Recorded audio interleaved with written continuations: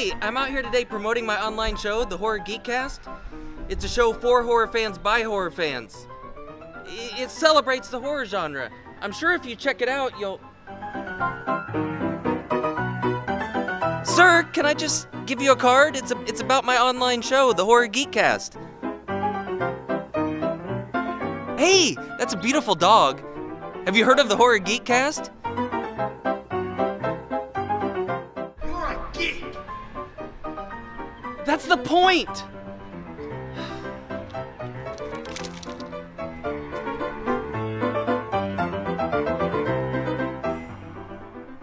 Hey, looks like you need to turn that frown upside down. It's just not worth it anymore. Hey, come on over and sit next to George Jr. We can have ourselves a little chat.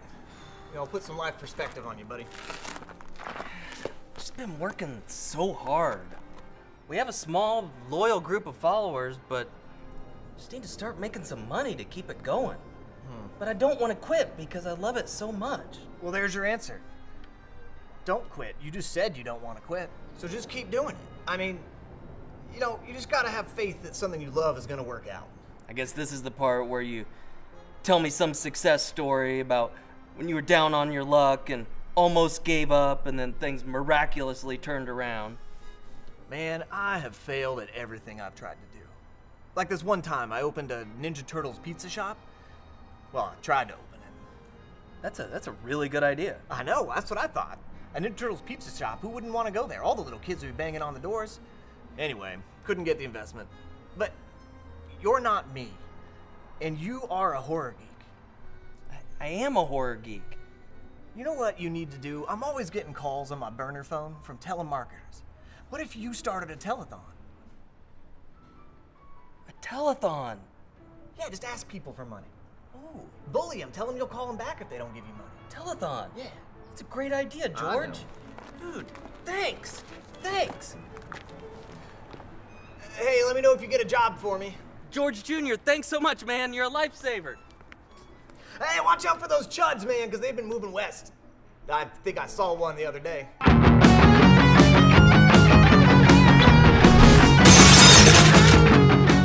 Episode 12. Andy, I feel kind of bad. I haven't exactly been honest with you. Okay. I've been really just stressed out, trying to get more views and trying to get the word out there. I know. It takes a toll. It wears at you, huh?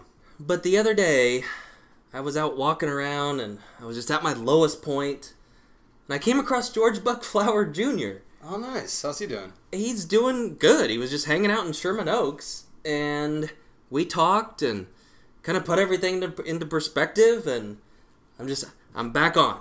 Oh, wow. I'm back driving the train. Well, I'm glad you ran into him, and he talked you out of your rut. Snap out of it! We're in this. All right. We're in this for the long haul. In it for the long haul. Thanks, Buckflowers. This gave me an idea, and actually George brought the idea up, and then I kind of took it and ran with it, of doing a telethon. Because we need help to keep the show going, so why don't we do a telethon? That's fun. It is. It's going to be a lot of fun. Quick social media shout out. One's Custom Figures. They do customized horror figures. Super cool. Awesome. It's amazing. Awesome. Check it out. Order some. Support indie horror by doing that. So, telethon episode. I never really thought we would get to the point where we could actually have a telethon episode that has clips from the show. Yeah. Because when we started this show, we were literally we didn't even have pants. We were in our underwear because we couldn't afford pants. Wait, you have pants now?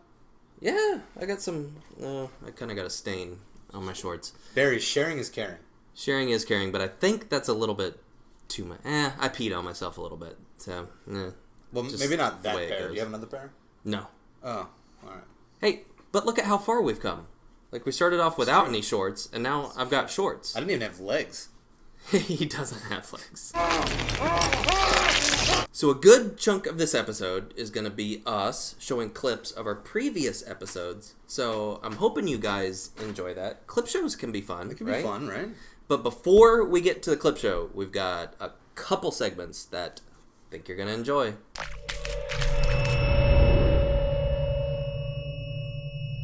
Hey, welcome. We have a special guest on the show today, Dr. Sam Loomis. Samuel! Dr. Samuel Loomis. Thank you so much for coming in, Samuel. You are a iconic figure in the horror world, so thank you for being on the Horror Geekcast. Yes! And I really appreciate you coming in. I know you're a busy man. So we've touched on your campaign off and on. You've probably heard us mention your campaign. But go ahead and reiterate to the audience what you're doing and how far along are you with your progress right now? After many years of tracking down Michael Myers, I'm in pain. Johnny? Andrew. My back hurts. My knees. Mm-hmm. And I have no money. I spent all my funds chasing down Michael. You Yanks. And your health care doesn't even help an old man. It's really bad over here, Doctor. I wouldn't even call it health care. It's really like, we don't care. Healthcare. I want to draw some blood. So you've fought so hard for us for so many years, but we were oblivious to the horrors of Michael Myers. And now here you are at the end of a very, very long run, and we thank you so much for your help, and the least we can do is help you broadcast what you need. Well, Andrew, I must admit that I need your help. It's hard to admit that you need help. I mean, heck, we do it all the time. We have a Patreon now to try to get people to. But I have a burden. Yeah, we have a burden too. We feel like we have a great product. Oh, you don't understand. We have to share with the world and getting the awareness. I'm just saying, I can appreciate relating and having to reach out, and it takes guts. So How would you feel if your burden was now taking care of Michael Myers? What do you mean taking care of Michael? I'm now his guardian. I thought you yourself. It was your own words. He is a psychopathic monster with no humanity left. There is nothing but darkness and evil behind those black, horrible, horrible, horrible eyes. You used the word horrible 3 times in a row. I thought, I did say that. But I must admit, when you've lived as long as you can overlook certain things.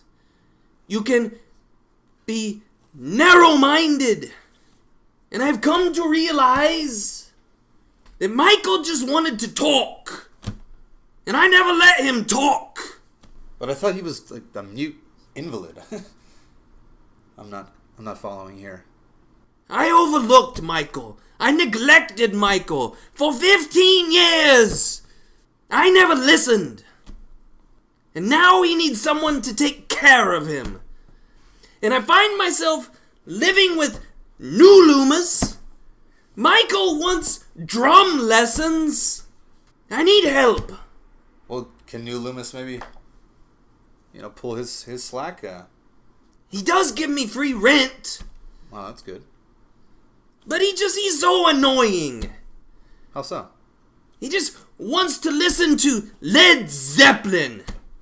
Well, they're pretty good. They have, Smoke marijuana. It's almost legal now here in California. And watch The Bachelor. I mean, that's a great show. It's funny. Nah. Okay, I only like the first 5 seasons. I'll admit. I do need your help. And your contributions to the Dr. Loomis Retirement Fund. And thank you. Oh, getting a little sleepy, Andrew. I'll take it from here, Doc. Or Johnny. It's Andrew, thanks. Thank you, Andrew. Dr. Samuel Loomis, help support him and his continued efforts by visiting Patreon, www.patreon.com/thehorrorgeeks for more information. Horror Geekcast! And now, these messages. Over the past several episodes, I have had several different careers. I've been a newscaster, I've been a realtor, I've been a sex therapist, I've been a travel agent. But I do realize now, every one of those jobs was only to prepare me for my next great adventure job, which is dog walking. Of course, it makes sense. One of my previous clients was, in fact, Cujo, who you can see is quite a cuddly little friendly Saint Bernard. Just such a lovely, lovely, cheerful, very loud. He's energetic with his voice. He likes to talk. He talks a lot. But he's very nice, very friendly. We have a great time together. He's a little slobbery, foamy around the mouth, but it's nothing unusual for big dogs. I do have another dog which redefines the term man's best friend. True story. Once I was walking Max and my wallet was stolen. Max took off running, bolt of lightning. I was truly terrified. He did a good deed though. He returned my wallet to me, albeit with the thief's hand still attached. I also have no problem walking packs of dogs. As you can see, these clients here, very happy. I will say this, they were a handful. We got a lot of exercise, and I have to ask you, who's walking who? Huh? But don't just take my word for it. Let's go see me in action. Today, I am walking Isaac. Look at that cute face. Oh, he's terrified. Just so you know, I might get a phone call from my girlfriend Charlotte. Yes, that's right. I'm dating Charlotte. It's official. I love her. She hasn't yet said it, but I know that she will very soon.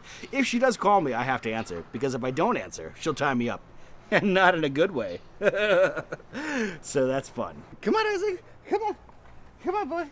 Oh, hold on. I'm getting a phone call. Yes. Hello? Hi, Charlotte. Hi. How are you? Uh-huh. Just out here, just doing my work. You know, the work I do for the money that I get. Yeah. Well, they left me a 20 raw meat. Uh-huh. I remember. Okay, not a problem. I love you. Will you say it? No. Oh, okay. All right. Still love you. Bye. Oh, that's not good.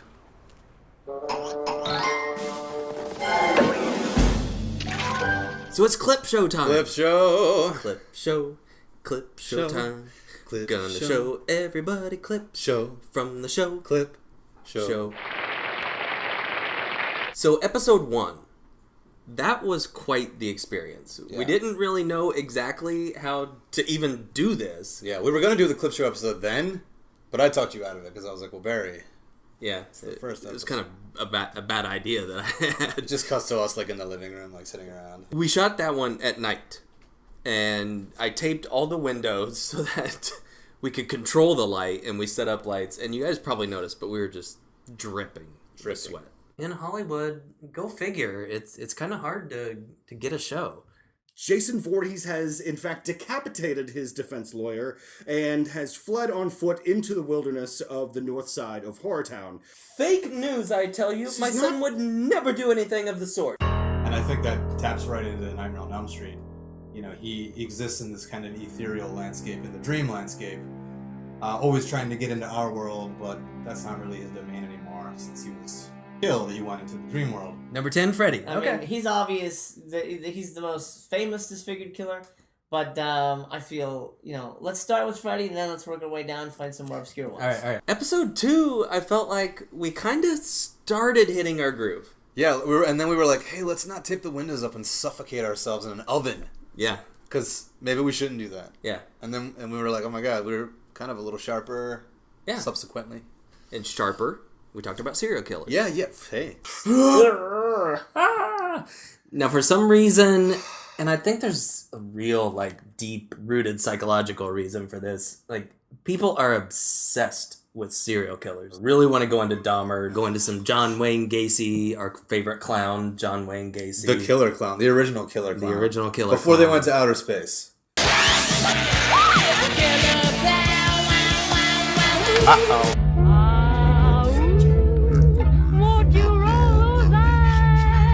He stabs, he ropes, and I think it was even in the trailer. It's like if you kill one guy with a rope and you stab another guy and you punch another guy in the face till he's dead, then the cops don't know what's up. Yeah. Because if you have a modus operandi, this is the one way you do it. And they even use the word modus operandi, and he tells Otis. What makes their job so much easier? A pattern. What they call a modus operandi.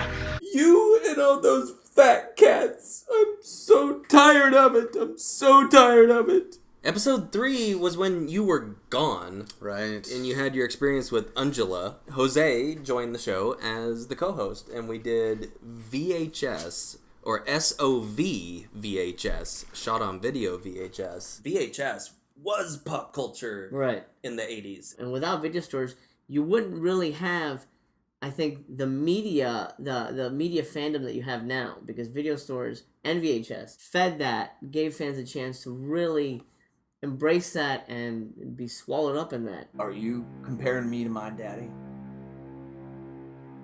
It makes my beard ruffle when people compare me to my daddy. I never get to get out of that guy's shadow no matter what I do. Hey, can you take a shit in a tent for me? Hey, can you scream a lot about people? No, man, I'm just kidding with you. I did bring my sewing needles, although I use those to kill your cameraman, of course. I see. Let's, other than that, let's just, I'm gonna head out. I'm gonna head outside real quick. Let's go outside. Tales from the Crypt. That was maybe my favorite episode. It was awesome. I feel like we started in that one to hit our groove as far as, like, kind of diving into the subject matter. Right. Before we talked about the subject. Yeah. We got very, like, we started feeling more like English class. Like, we really getting into the meat and potatoes of it. Meat and potatoes. Meat and taters. And some muscle. And some tendons. And some brains. And some brains. Tales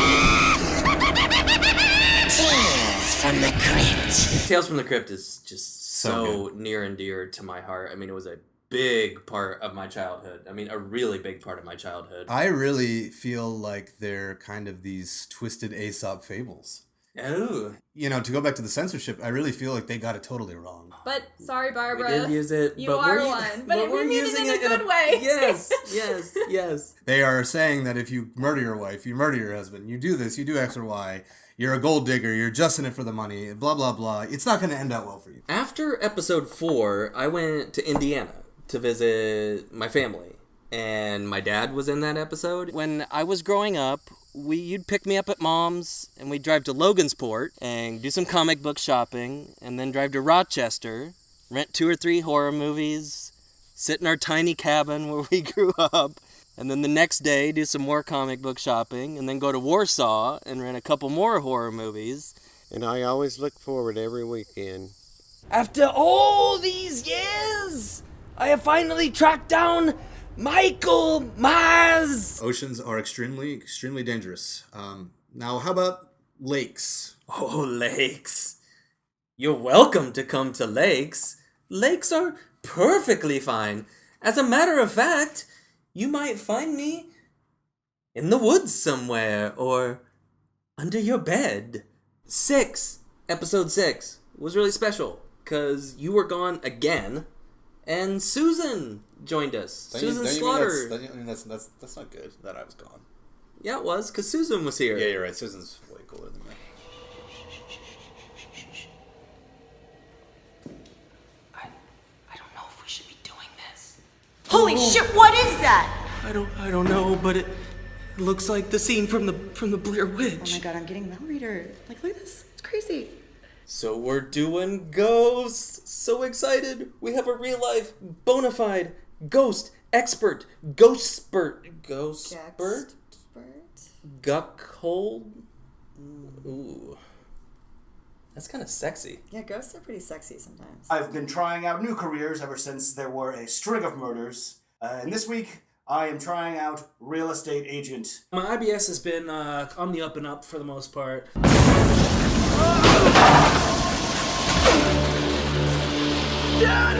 Episode 7 saw us broaden our borders, if you will, and we focused on Asian horror. How la tsue de shijian daula. Oh, okay. We'll just take it slow. You're really worried about humanity a lot of the time. And then about the halfway point, I realize that I'm not like classically on the edge of my seat like I'm used to being, but then all of a sudden I'm like, man, this is really in my head. This is really making me think about what it is to be a person. Now, Andy mentioned a movie a little bit ago that I know he and I both really, really like. It's a Thai film. It's called Shudder. Joshua Jackson starred in the American remake. The guy from The Skulls? Yes, definitely the guy from The Skulls. The Thai version is terrifying. It's terrifying. But what really set this movie apart to me was the main character was a wayward, no good doer. Yeah. Nowhere do good? Nowhere do gooder. 8 might have been our best show. Yeah, it might not necessarily have been the funniest or the punchiest, but I think it was the meatiest. We covered religion. Obviously, you know, only can do a slice of the pie here. Big topic, but I think we did a pretty good one. Religion in horror.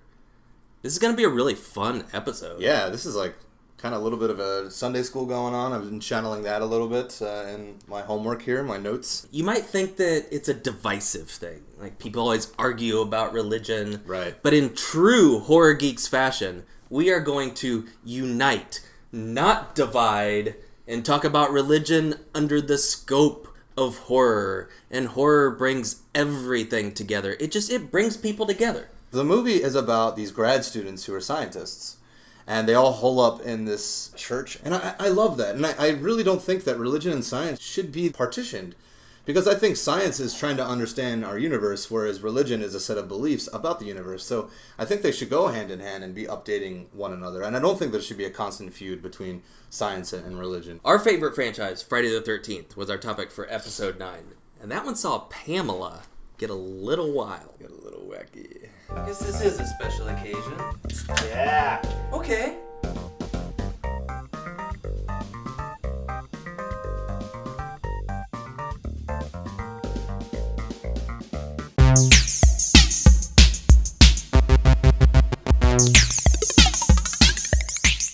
Then Susan showed back up, and she had blue hair, which was super cute. And we did werewolves. Yes. Werewolves. And she still thinks I'm a werewolf. And she still thinks Andy's a werewolf. Anything involving werewolves, I'm in. Okay. All right, I'll keep that in mind. I'll add that to your dating profile. Yeah. You don't want to see my dating profile. It says way worse things than that. American Werewolf in London is my favorite. You know, Beware the Moors, like, you know, The Slaughtered Lamb. Like, all that shit just rings so true with me. But what is your favorite werewolf movie? My favorite werewolf movie of all time, I'm shocked that a lot of people just don't even know this movie exists, is The Company of Wolves. I think it's absolutely brilliant. Co-stars the Angel of Death herself, Angela Lansbury. And then finally, Andy, we just did our first seasonal episode. And now, the series premiere of The Loomises. Or is it Luma? What's the plural of Loomis? Oh, all right. Fine, come on in. You can have the guest bed, and Michael, you can have the futon. How's that sound, I love futon. Remember we talked about how much I love futon? Yes, Michael.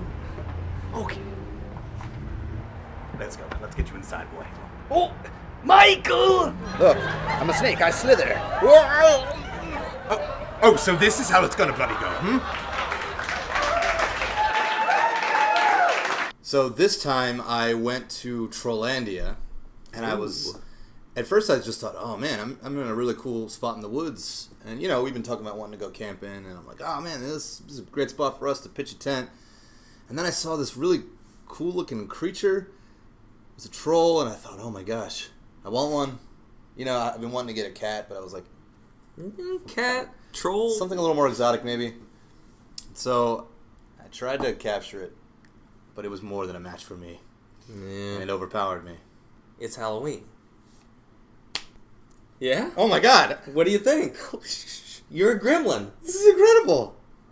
Or you're a mogwai. I'm a mogwai. I'm Jack Skellington. Don't pour water on me. I told you. Should I?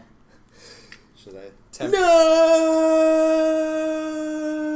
The grandchildren of some of the people in this dinner will not be born on Earth. So that was our clip show. Wow. Hope you guys enjoyed it.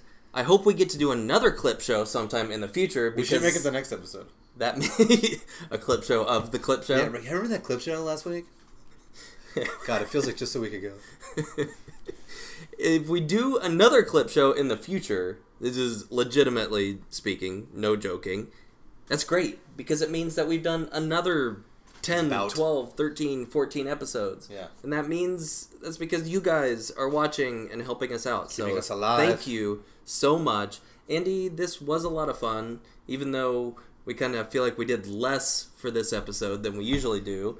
But we were channeling our past, so maybe we actually did more. Yeah. I don't know. That was some temporal theory going on there. Yeah, there is. Who knows? Well, but our future selves are like, oh man, our present selves are really, really kind of not pulling the slack. But our past selves are like, hey, we're working great. Next episode 13. We're not doing Friday the 13th because we've already done that, but superstitions and curses. Really excited about that one. Should be a ton of fun. Curse you, merciful Poseidon! I want to thank George Buckflower Jr. for pulling my partner out of the gutter here. Yes. Mentally and literally. George, thanks, man. Seriously, you're the man. I can't believe I was considering stopping that. Next time he's like that, George, just call me. I'll come get him. Take him to Chuck E. Cheese or something. I don't know. Yeah. Play in the ball pit. You can smile America with Chuck E. Cheese. So that's it. It's time to say goodbye, guys. Bye. Thank you so much for Bye. spending this time with us. I hope you found our lives as reminiscent of our lives as we have. Thanks for joining us. Everybody likes to reminisce.